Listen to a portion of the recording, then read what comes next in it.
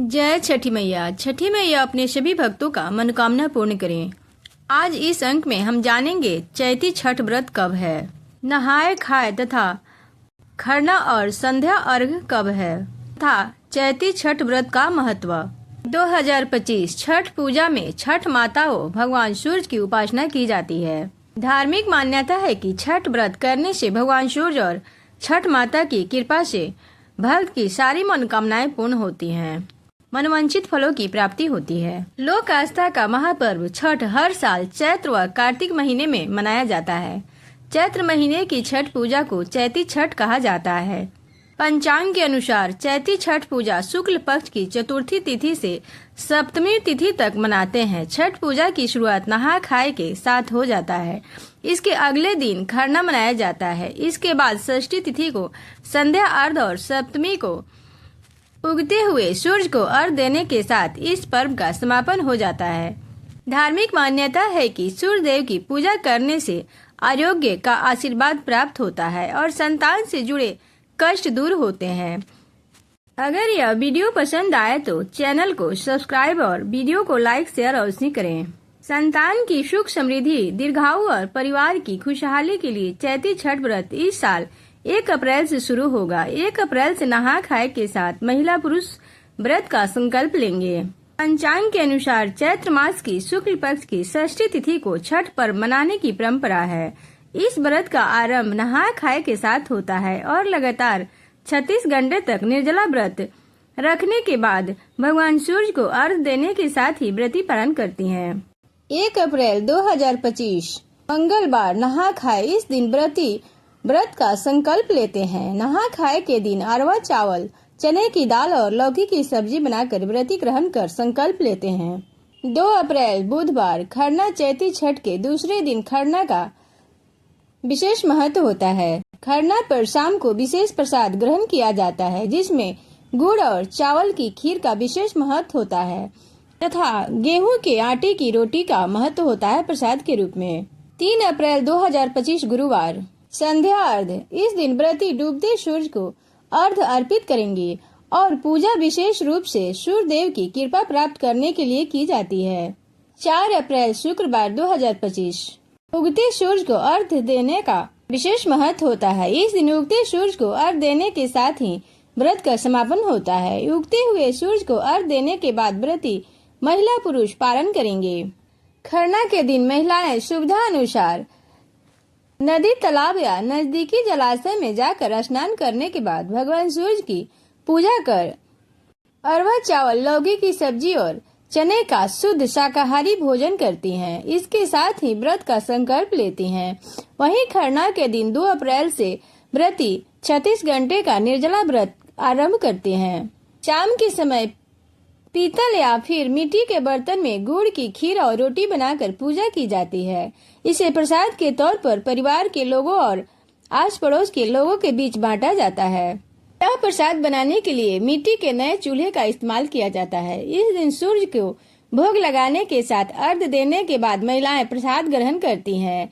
छठ महापर्व के तीसरे दिन 3 अप्रैल को डूबते हुए सूर्य को अर्घ दिया जाता है। 4 अप्रैल को उगते हुए सूर्य को अर्घ दिया जाएगा। इसके साथ ही व्रती व्रत का पारण करते हैं। छठ पूजा सबसे कठिन और महत्वपूर्ण व्रतों में से एक माना जाता है। यह पूजा हिंदू धर्म में आस्था और सूर्य उपासना का सबसे बड़ा पर्व माना जाता है।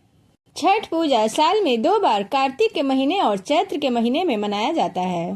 कार्तिक छठ के मुकाबले चैती छठ को कम लोग करते हैं, लेकिन इसका धार्मिक महत्व उतना ही खास है। वैसे तो यह पर्व पूरे देश भर में मनाया जाता है, लेकिन विशेष रूप से बिहार, झारखंड, उत्तर प्रदेश और बंगाल में इसे पूरी श्रद्धा और भक्ति के साथ मनाया जाता है।